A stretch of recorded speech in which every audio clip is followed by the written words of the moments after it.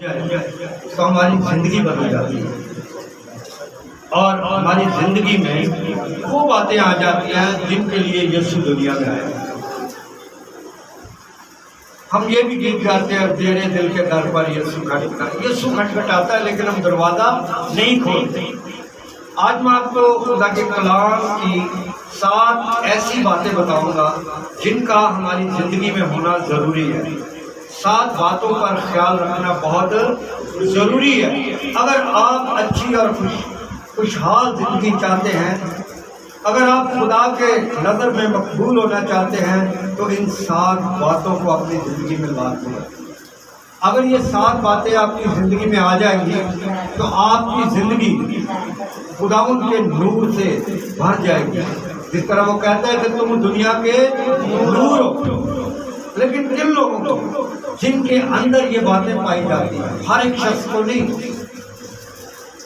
جس کے اندر یہ 7 باتیں گھر کر لیتی ہیں انہی کو یسوع کہتا ہے کہ تم دنیا کے نور ہو۔ میرے عزیزو، نمبر 1، اپنا خیال کیسے رکھنا چاہیے۔ نمبر پہلی بات کیا ہے کہ اپنا خیال کیسے رکھنا چاہیے۔ کیا اپنا خیال دنیا داری میں رکھنا چاہیے؟ کیا اپنا خیال اپنے بہن بھائیوں کے لیے رکھنا چاہیے؟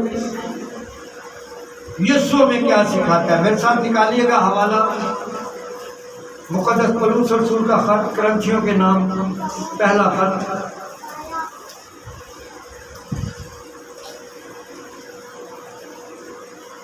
جو نکالنے بیٹا وہ پہلے پڑھے گا۔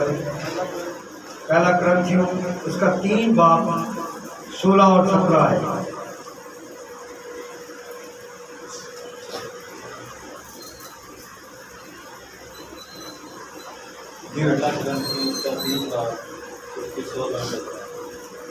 کیا تم نہیں جانتے کہ تم خدا کا مقدس ہو اور خدا کا روح تم میں بسا ہوا ہے؟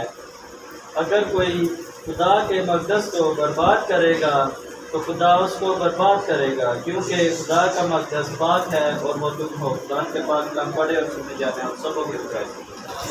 خدا کے پاک کلام کے پڑھے سنے سمجھے اور قبول کیے جانے پر خدا کی برکت ہو۔ میرے عزیزو، پولس رسول کہتے ہیں کہ کیا تم نہیں جانتے کہ تم خدا کا مقدس ہو اور خدا کا روح تم میں؟ تو پھر ہمارے اندر سے یہ چغلیاں، یہ فراڈ، یہ مکاری کی باتیں کہاں سے آ جاتی ہیں؟ خدا کے مقدس میں تو ایسی باتیں نہیں ہونی چاہیے، کیونکہ وہ کہتا ہے کہ تم خدا کا مقدس ہو اور خدا کا روح تم میں بسا ہوا ہے۔ کیا خدا کا روح ہمیں یہ سکھاتا ہے کہ اپنا خیال کیسے رکھیں، لوگوں کے ساتھ بری باتیں کریں، لوگوں کے ساتھ مل کر ایک دوسرے کے مخالفت کریں؟ کیا خدا کا روح ہمیں یہ سکھاتا ہے؟ وہ کہتا ہے اپنا خیال رکھو، ان سے بچے رہو، کیونکہ کوئی خدا کے مقدس کو برباد کرے گا تو خدا اس کو کیا کرے گا؟ برباد کرے گا۔ جو شخص اپنا خیال نہیں رکھتا، اپنا خیال کیسے رکھنا ہے کہ ہمیں خدا کے احکام کے مطابق اپنی زندگی گزارتے ہیں۔ وہ کہتا ہے صاف ستھرے رہو، تو ہمیں کیا کرنا؟ سب سے پہلے صاف ستھرے رہنا ہے۔ وہ کہتا ہے میرے گھر میں آؤ تو ہمیں اس کے گھر میں جانا ہے۔ وہ کہتا ہے کہ ایک دوسرے سے محبت رکھو تو ہمیں ایک دوسرے سے کیا کرنی ہے؟ محبت۔ یہ ایسی محبت نہیں ہے کہ اندر تو بغض بھرا ہے، اوپر سے کیا بات ہے جی، کیا حال ہے جناب، بھائی کو سے بہت اچھا ہے، بھائی کو سے بڑا ہی بڑی ہے، اندروں دل کو دل یا جا کر اپنے گھر جا کے تو میرے پیچھے چڑھے۔ ایسی محبت نہیں ہونی چاہیے اندر سے، کیونکہ خدا کا روح تم میں بسا اور خدا محبت ہے۔ اس طرح خیال رکھنا چاہیے میرے دلوں۔ اور کہتا ہے کیونکہ خدا کا مقدس پاک ہے اور تم کیا ہو؟ اور وہ تم ہو۔ خدا کا مقدس پاک ہے اور وہ تم ہو۔ تو ہمیں اپنے آپ کو اندر سے گندا کیوں رکھتے ہیں؟ اوپر سے نہا لیتے ہیں، کپڑے خوبصورت پہنتے ہیں، لیکن ہمارے دل گندگی سے بھرے ہیں۔ وہ کہتا ہے اپنا خیال رکھو، اس گندگی کو کیا کرو؟ دور کرو۔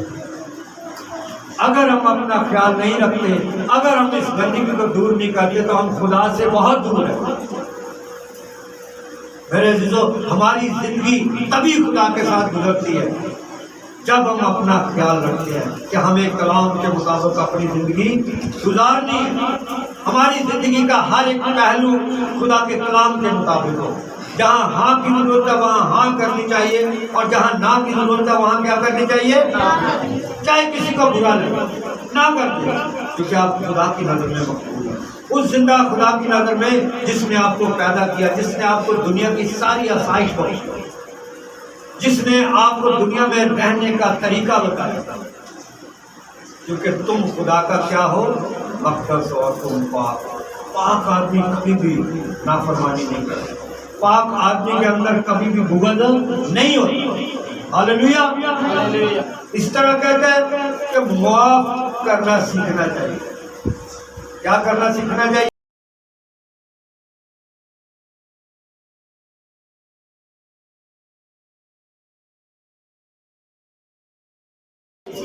دونوں روٹی کھائیں گے کہ نہیں کھائیں گے؟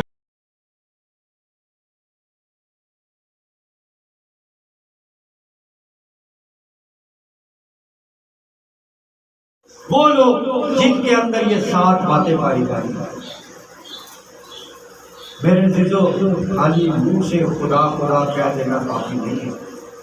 منہ سے کہہ دینا یسوع میں تیرا ہوں، اندر ابلیس نے کہنا قائم رہ تم جائے گا، تو کیا آپ پاک ہو گے؟ آپ کا باطن پاک ہوگا؟ کبھی نہیں ہوگا۔ ایک گیت ابھی میں گا رہا تھا کہ اس وقت دل کے داغ کو دھوئے کون، لہو جگہ کروس سے جاری، یعنی دل کے داغ، دل کی گندگی صرف کروس پر جانے والا یسوع ہی سارے گناہوں کو اپنے نام سے دھوتا ہے، لیکن پھر بھی ہم اپنے آپ کو صاف نہیں رکھتے۔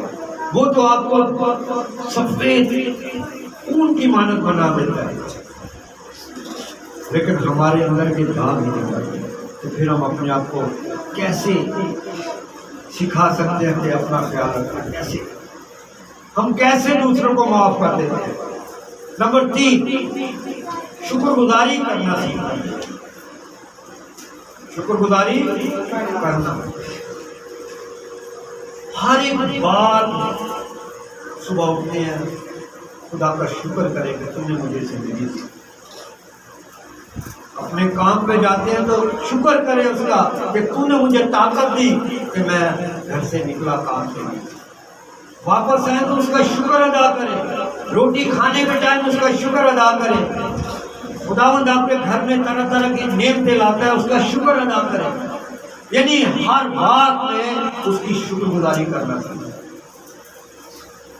وہ آپ کی زندگی کی تمام رکاوٹیں دور کرتا ہے، اس کا شکر ادا کرے، لیکن ہمارے پاس ٹائم ہی نہیں ہوتا۔ میرے عزیزو، اگر ہم اس کا شکر ادا نہیں کرتے تو ہم خدا کی کلیسیا میں شامل نہیں ہو سکتے۔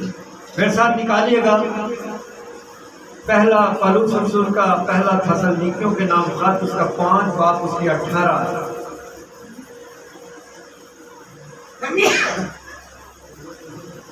پہلا تھسلنیکیوں 5 باب 18 ہے۔ پہلا تھسلنیکیوں 5 باب 18۔ ہر ایک بات میں شکر گزاری کرو، کیونکہ مسیح یسوع میں تمہاری بابت خدا کی یہی مرضی ہے۔ آمین۔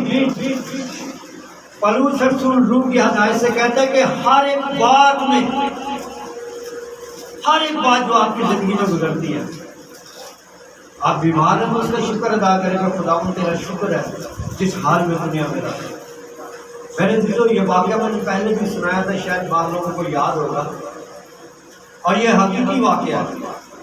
انڈیا میں ایک چینل چلتا تھا اپسک، اس پر ایک پاسٹر آتا تھا، منادی کرتا تھا۔ اس پاسٹر نے بتایا کہ میں ایک گھر میں گیا، اس گھر میں اس آدمی کو کینسر تھا۔ کیا تھا؟ اور اس کی بیوی کو میں نے کہا کہ بہن جی جب دعا کریں تو کہتے خداوند تیرا شکر ہے تو نے جس حال میں ہمیں رکھا۔ وہ کہتے ہیں کہ 6 ماہ کے بعد میں جب دوبارہ گیا تو اس کا ہسبینڈ چارپائی پہ نہیں تھا، جو اٹھ نہیں سکتا تھا۔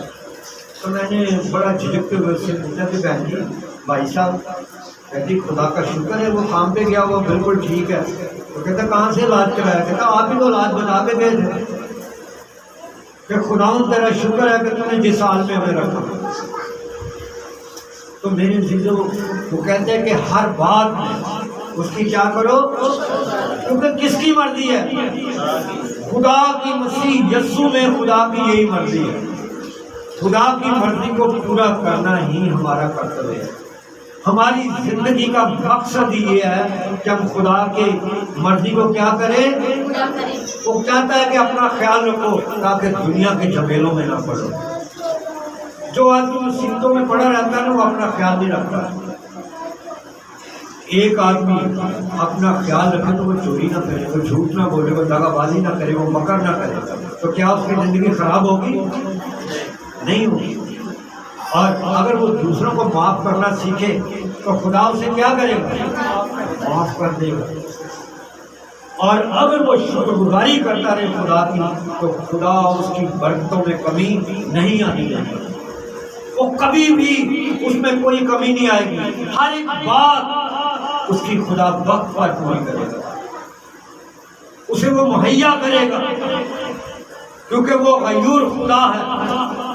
کیونکہ ہم اس کی مرضی کو پورا کرتے ہیں، اور جب ہم اس کی مرضی کو پورا نہیں کرتے تو ہمارے انبار آنے جو ہے نا پردوں کے ہٹ جاتے ہیں. ہمارے سر پر اتنا بوجھ آ جاتا ہے کہ ہمارا اٹھنا بھی محال ہو جاتا ہے. کس قسم کے بوجھ آتے ہیں؟ جو یسوع کہتا ہے تھکے ماندے بوجھ سے دبے لوگوں میرے پاس آؤ. قرضے کا بوجھ، کھانے پینے کی اشیاء کی کمی، اس کا بوجھ، لوگوں کی باتوں کا بوجھ. لوگوں نے بہتر ہو جائے بڑھیا کرا آدمی ہراس کی. یسوع میں رہنے والے کا کبھی بھی حال برا نہیں ہوگا، کیونکہ وہ اپنی زندگی کا خیال رکھتا ہے. وہ دوسروں کو معاف کرنا جانتا ہے، وہ خدا کی شکر گزاری کرنا جانتا ہے. ہم کس بات میں صرف شکر گزاری کرتے ہیں؟ ایکسیڈنٹ ہوا بچ گیا، چرچی کی مٹھائی میں شکر ہے خدا کا، میں بچ گیا خدا نے مجھے بچا لیا، یہ شکر گزاری اپنی چاہیے. کیا آپ کبھی صبح اٹھ کر اس کی شکر گزاری کیا کہ آپ کو اس نے سانسیں بخشی؟ کیا آپ نے شکر گزاری کی ہے کہ آپ کے بچے نیک ہیں؟ کیا آپ نے شکر گزاری کی ہے کہ آپ کے گھر میں ہر چیز بڑھنا شروع ہو گئی ہے؟ لیکن ہم اس کی شکر گزاری بھول جاتے ہیں. یہ شکر گزاری یاد رہتی ہے میں بڑا بیمار تھا، بھائی صاحب دعا کی تھی، میں ٹھیک ہو گیا، اس لیے شکر گزاری جی مٹھائی ہے. تو یہ یاد رہتا ہے.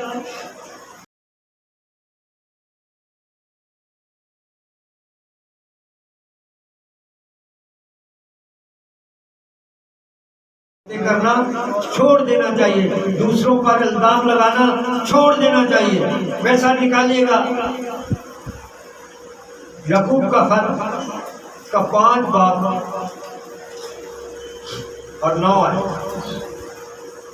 یسوع مسیح کا شاگرد جو یعقوب تھا اس کے نام کا خط 5 باب 9 ہے. یعقوب 5 باب اور اس کی 9 ہے. اے بھائیو ایک دوسرے کی شکایت نہ کرو تاکہ تم سزا نہ پاؤ. دیکھو منصف دروازے پر کھڑا ہے. آمین. کیا کہتا ہے؟ اے بھائیو ایک دوسرے کی شکایت، کیونکہ انصاف کرنے والا، منصف انصاف کرنے والا خدا یسوع مسیح دروازے پر کھڑا ہے. وہ کہتا ہے نا دل کے دروازے پر میں کھڑا ہوں اور کھٹکھٹاتا ہوں، جو دروازہ کھولتا ہوں اس کے ساتھ اندر آ جاتا ہوں.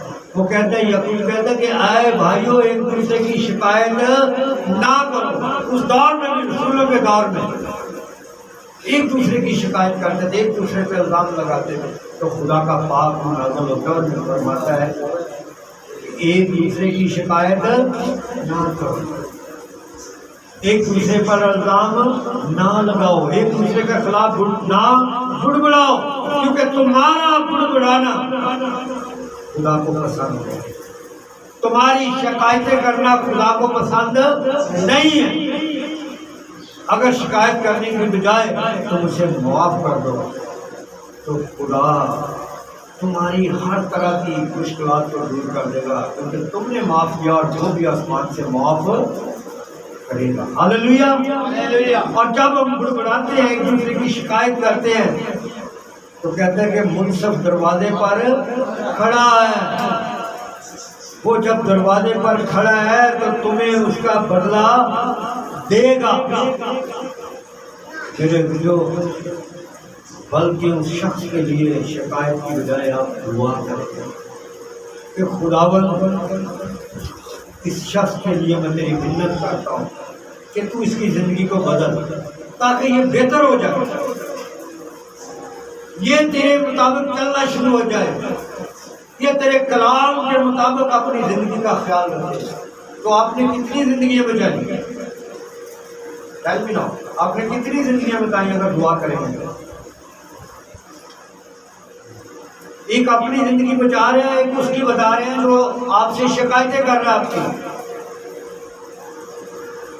اور اس کا اجر وہ تمہیں دے گا، کیونکہ لکھا ہے ہر ایک چیز کا اجر دینا میرے پاس ہے۔ میرے عزیزو، اور جب ہم تہمتیں لگاتے ہیں، شکایتیں کرتے ہیں، تو اس کا اجر کیا ہوتا ہے کہ ہماری زندگی کی بھی شکایتیں ہوتی رہتی ہیں۔ ہماری زندگی کے خلاف بھی 10 لوگ کھڑے ہوں گے، اگر ہم ایک کی شکایت کریں گے تو 10 لوگ کھڑے ہوں گے۔ اسی لیے ہمیں کسی کی شکایت کرنی چاہیے؟ نہیں کرنی چاہیے۔ بڑبڑانا چاہیے دوسروں پر؟ نہیں بڑبڑانا چاہیے، کیونکہ ہم کس کے لوگ ہیں؟ خدا کے لوگ ہیں، مسیح کی چراگاہ کی بھیڑیں ہیں، اور یسوع کی آواز اس کی بھیڑیں پہچانتی ہیں۔ جو یسوع کی آواز نہیں پہچانتا ان میں یہ چیزیں پائی جاتی ہیں، وہ شکر گزاری نہیں کرتے، وہ اپنا خیال نہیں رکھتے، وہ ایک دوسرے کو معاف نہیں کرتے، وہ ایک دوسرے کی شکایت کرتے ہیں، بڑبڑاتے رہتے ہیں۔ کیا یسوع نے کبھی شکایت کی کسی کی؟ کیا یسوع کے شاگردوں نے کبھی شکایت کی شکایت کہیں پڑھا ہے آپ نے کہ یسوع کے شاگردوں نے دوسروں کی شکایت کی؟ تو یسوع نے کیا ارشاد اعظم فرمایا کہ شاگرد بنو۔ کیا بنو؟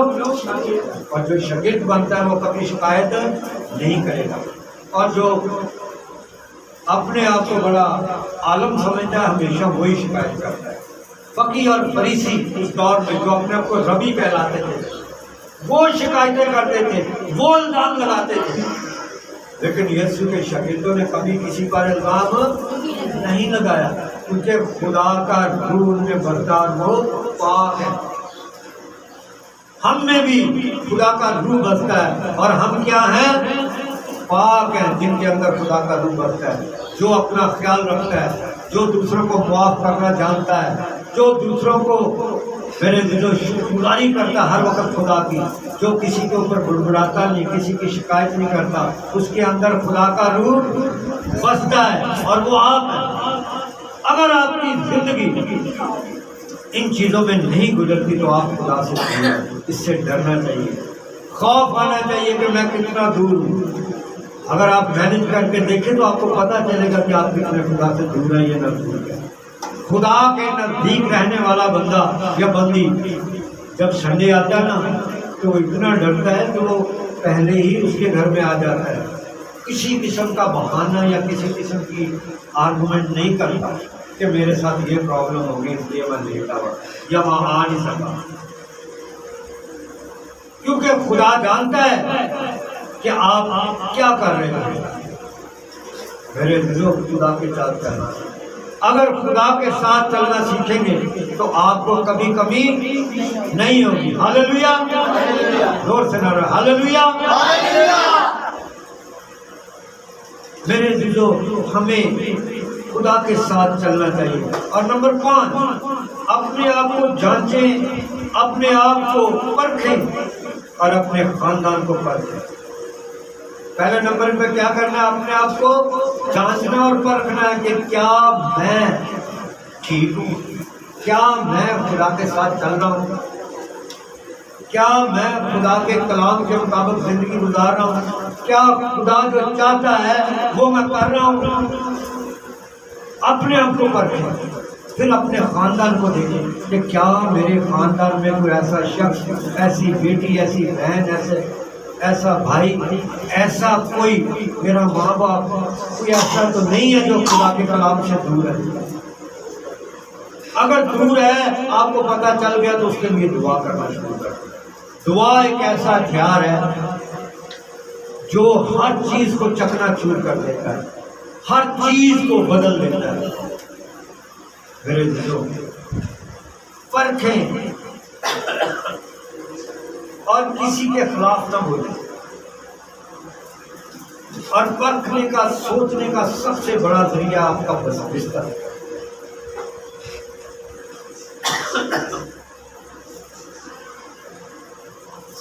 جب آپ رات کو اپنے بستر پر جاتے ہیں، اپنی آنکھیں بند کریں اور سوچنا شروع کریں کہ میں صبح جب اٹھی تھی یا اٹھا تھا تو میں نے کیا کیا، کیا میں نے آج کا دن خدا کے کلام کے مطابق گزارا۔ آپ کو پوری ایک فلم نظر آ جائے گی، بالکل ایک سکرین چل رہی ہے، اس کے اوپر آپ جو آپ کر رہے ہیں آپ کو سب کچھ نظر آئے گا۔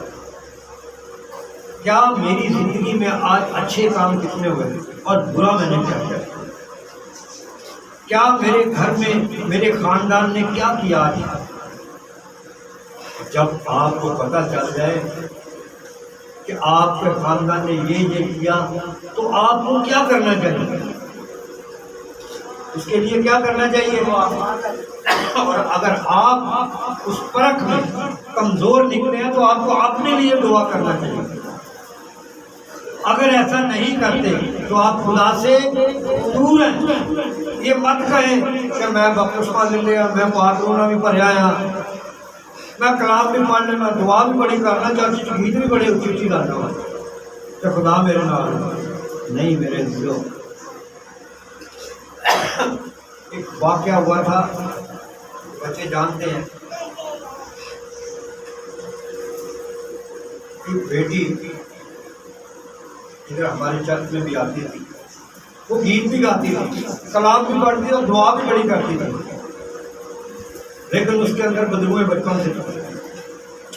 بدروئیں کب سے تھی؟ کب سے تھی بولے؟ تو کیا وہ خدا کا مقدس تھا؟ خدا کے مقدس میں تو کوئی چیز جا نہیں سکتی۔ میرے دلوں جب دعا کی گئی تو بدروئیں نکلی تو پتہ چلا کہ یہ تو بچپن سے اس کے پاس تھا۔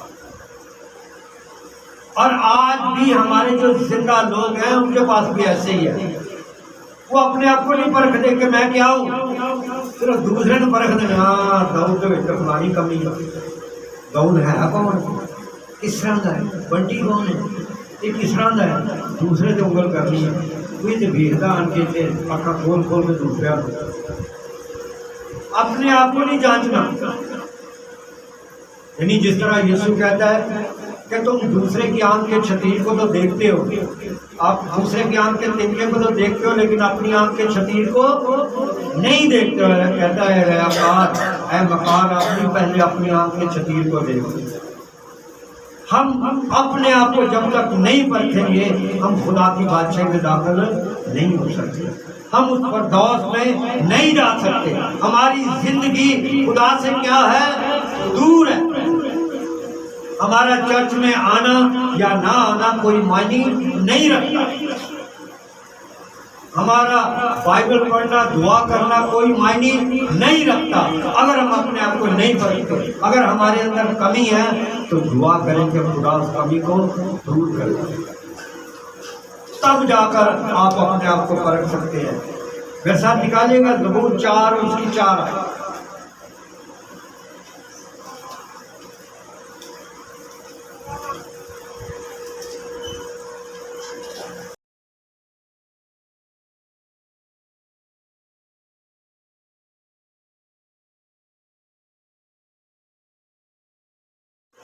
اپنے آپ کو سکھانے کی صلاحیت ہو، جس کے اندر معاف کرنے کی صلاحیت ہو۔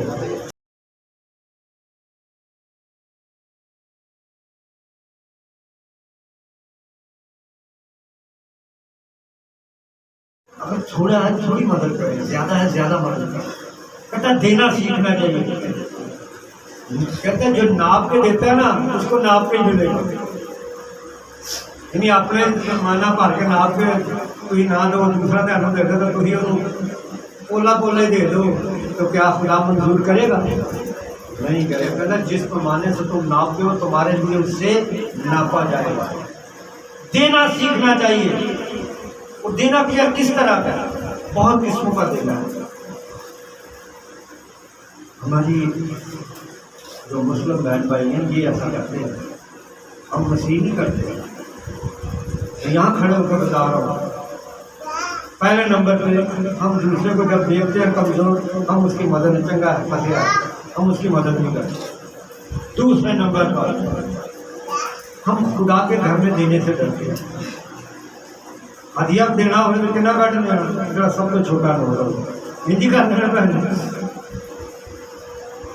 اور جب وہ کہتا ہے 10واں حصہ نکالو تب بھی ہم پورا نہیں نکالتے، جب وہ کہتا ہے غریبوں کو دو تب بھی نہیں ہم دیتے، وہ کہتا ہے یتیموں کو دو، مسکینوں کو دو، ہم نہیں دیتے، ہمیں دینا آتا ہی نہیں ہے۔ تو وہ کس طرح میں دے گا؟ وہ تو اسی طرح دے گا جس طرح میں نے پہلے بتایا تھا کہ نیک اور بد دونوں کو وہ روٹی دے گا، دونوں پہ بارش کرے گا، لیکن برکت نیک کو دے گا، بد کو نہیں دے گا۔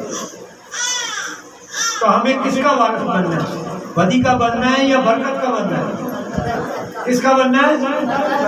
بولے ذرا اونچا، کس کا بننا ہے؟ اگر برکت کا بننا ہے تو دینا سیکھیں۔ اگر آپ دینا نہیں سیکھیں گے تو خدا کبھی بھی آپ کو نہیں دے گا، کیونکہ کہتا ہے دیا کرو تاکہ تمہیں بھی ویسا نکالیے گا۔ مقدس لوکا کی انجیل اس کا 6 باب اس کی 38 آیت، مقدس لوکا کی انجیل اس کا 6 باب 38 آیت۔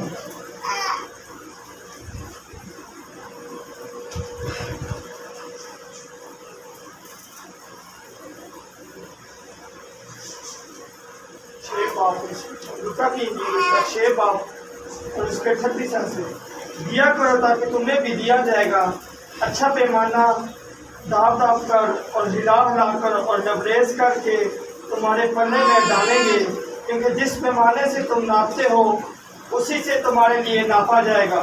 آمین۔ یسوع مسیح کہتا ہے کہ دیا کرو تاکہ تمہیں بھی دیا جائے۔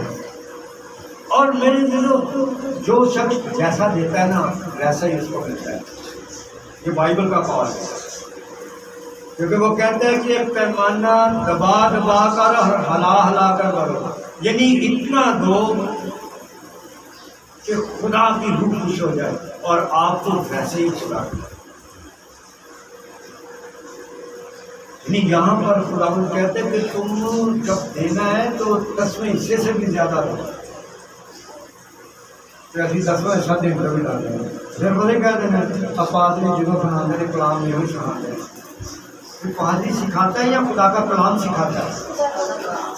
وہ کہتا ہے دیا کرو اور دبا دبا کر اور ہلا ہلا کر پیمانے میں ڈالو، کیونکہ جس پیمانے سے تم ناپتے ہو اسی سے تمہارے لیے ناپا، یعنی جس طرح کا تھی دو گے اس طرح کی برکت تو خدا دے گا۔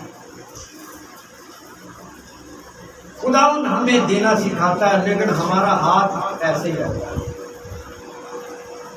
وہ کہتا ہے خدا کا کلام کہتے ہیں کہ دینے والا ہاتھ سے برکت والا ہاتھ دینے والا ہے، جو دیتا ہے نا اس کو برکت ملتی ہے۔ جیسے میں نے پہلے بتایا تھا یہ لوگ خرائط کرتے ہیں، نیازیں بانٹتے ہیں، جب ان کا آتا ہے ٹائم زکوٰۃ کا تو اپنی پوری زکوٰۃ دیتے ہیں،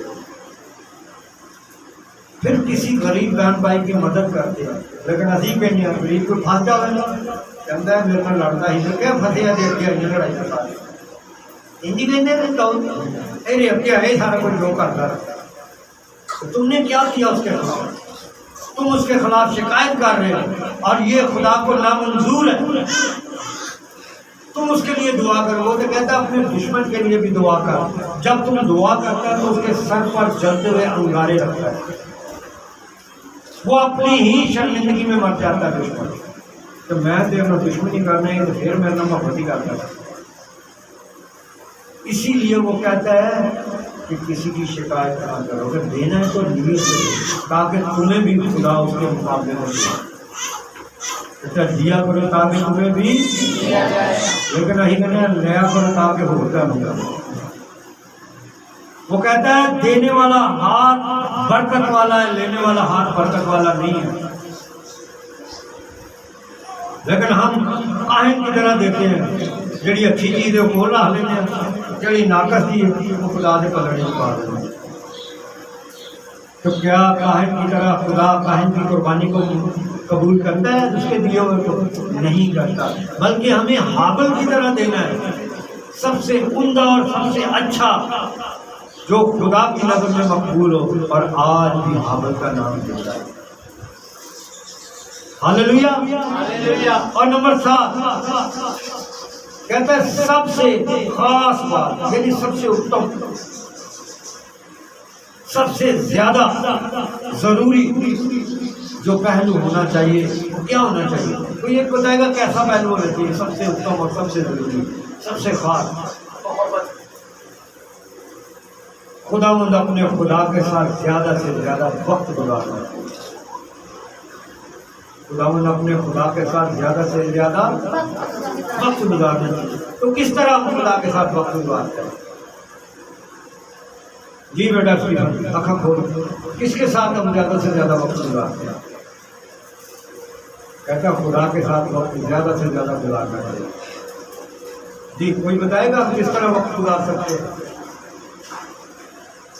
جی دو دعا کر سکتے ہیں، بائبل پڑھ سکتے ہیں، خدا کے گھر میں آ سکتے ہیں، لوگوں کو خدا کے پاس لا سکتے ہیں، ایک دوسرے کے ساتھ کلام کی باتیں شیئر کر سکتے ہیں، یعنی ہم بھی کلام سیکھ رہے ہیں، دوسروں کو بھی سکھا رہے ہیں۔ جہاں بیٹھے وہاں خدا کی باتیں کریں، یہ نہ کریں تو بہن نہیں دکھلانی فلانا ہے اور کے خلاف وقتوں میں ایک لمبی لسٹ بنا دیا۔ کیا خدا یہ چاہتا ہے؟ وہ چاہتا ہے زیادہ سے زیادہ خداوند اپنے خدا کے ساتھ وقت گزارو۔ جب بیٹھو تو وہاں پر خدا کی باتیں کرو، ایک دوسرے کو سکھاؤ، ایک دوسرے کو برکت دو، ایک دوسرے کے ساتھ اچھی باتیں کرو تاکہ تمہاری زندگی بدلنا شروع ہو جائے۔ اگر ہم ایسا نہیں کرتے تو ہم خدا سے کیا ہیں؟ دور ہیں۔ مقدس متی رسول کی انجیل اس کا 6 باب اس کی 33 آیت پڑھیں تو وہاں پہ لکھا ہوا ہے،